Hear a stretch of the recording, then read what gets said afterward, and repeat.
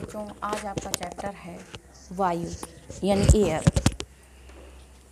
आप सभी को पता है कि हमें अच्छे स्वास्थ्य के लिए जिस हम वायु का सेवन करते हैं वो वायु शुद्ध होनी चाहिए, वरना हमें कई प्रकार की बीमारियों का सामना करना पड़ सकता है। बच्चों, वायु हमारे चारों तरफ है। आप सभी को पता है कि यदि हमारे चारों तरफ वायु ना होती तो हम श्वसन क्रिया ना कर पाते, यानी हमारे चारों तरफ वायु है। तो आपको ये भी पता है कि हमारे चारों तरफ का वातावरण जितना अधिक शुद्ध होगा, हमारे आसपास की वायु उतनी ही ज़्यादा शुद्ध होगी। हमारे आसपास का वातावरण जितना हरा भरा होगा, हमारे आसपास हमारे आसपास के वातावरण में यदि बहुत ज़्यादा धुआं या फिर और अन्य प्रकार के प्रदूषण ना हुए तो हमारे आसपास की जो वायु है वो शुद्ध होगी, यानी कि श्वसन योग्य होगी। और हम श्वसन में यदि शुद्ध वायु को ग्रहण करते हैं तो हमारा स्वास्थ्य पूरी तरह हम स्वस्थ रहेंगे, हमारा स्वास्थ्य कहीं भी प्रभावित नहीं होगा, यानी कोई नेगेटिव हमारे ऊपर प्रभाव नहीं पड़ेगा। बच्चों, हम सभी जानते हैं कि हम वायु में ऑक्सीजन ग्रहण करते हैं, लेकिन हम ये कहते ज़रूर हैं कि हम वायु में ऑक्सीजन ग्रहण करते हैं, लेकिन वास्तविकता यह है बच्चों कि उस वायु में जिसे हम ऑक्सीजन कहते हैं अन्य गैसों का भी मिश्रण होता है, जिसमें नाइट्रोजन, कार्बन डाइऑक्साइड और अन्य गैसें भी अशुद्धि के रूप में मिली रहती हैं। यानी कि हम भले ही कहें कि हाँ हम ऑक्सीजन ग्रहण करते हैं, लेकिन वास्तविकता यह है कि उस ऑक्सीजन में अन्य कई प्रकार की गैसें मिली रहती हैं। उन गैसों के मिले रहने का कारण भी हमारा वातावरण ही है। हमारे वातावरण में जिस प्रकार की यदि हमारे आसपास के वातावरण में पेड़ पौधे अधिक हैं तो हमारे आसपास की वायु पूरी तरह शुद्ध होगी, यानी कि वायु का जो प्रतिशत हमें चाहिए श्वसन के लिए हमें उतना मिलेगा। लेकिन यदि हम शहर में रहते हैं, हमारे आसपास फैक्ट्रियां हैं, कारखाने हैं और अन्य चीज़ें हैं, ज़्यादा यातायात के साधन चलते हैं, तो फिर हमारे आसपास के वातावरण जो वायु है वातावरण की वो अशुद्ध होती है। यानी कि हमें कितने जो वायु का संगठन है वो कैसा होना चाहिए जो हम श्वसन में यूज़ करते हैं, यानी वायु जो श्वसन योग्य हो उसमें क्या प्रतिशत होता है बच्चों। तो आपको बता दूं कि जो वायु हम ग्रहण करते हैं उसमें वायु का जो प्रतिशत है, ऑक्सीजन है 20%, नाइट्रोजन है 76%, कार्बन डाइऑक्साइड 0.03%, ओजोन 2% और हाइड्रोजन 0.01%, इतनी होती है।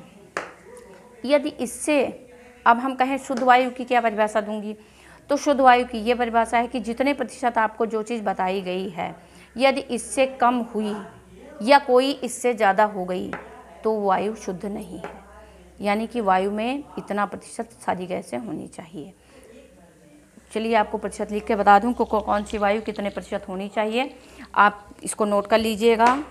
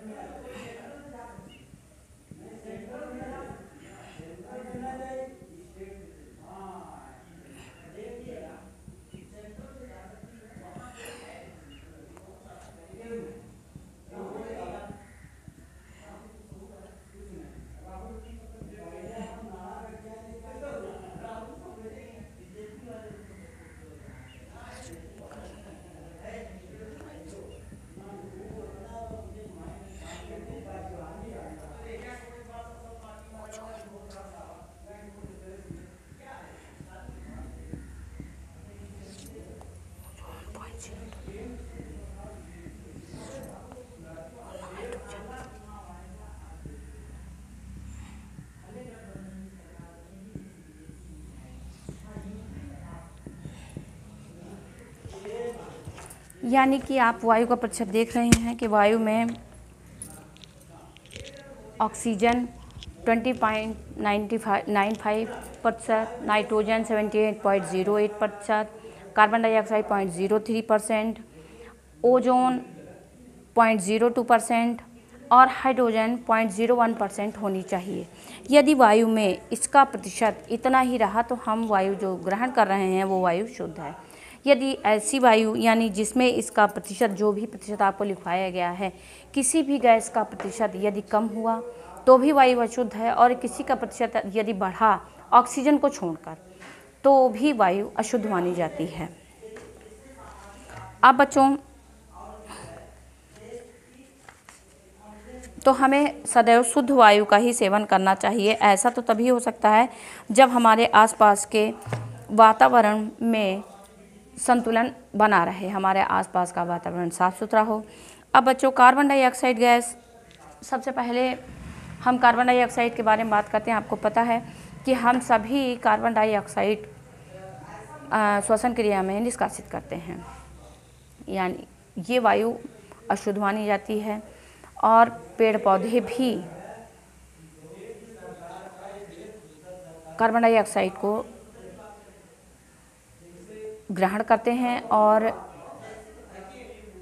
ऑक्सीजन को निष्कासित करते हैं। यदि हमारे आसपास के वातावरण में जितने अधिक पेड़ पौधे होंगे, क्योंकि जनसंख्या वृद्धि तो बराबर हो रही है, यानी श्वसन से निकलने वाली जो वायु है कार्बन डाइऑक्साइड, वो तो वातावरण में फैलती है बहुत ज़्यादा।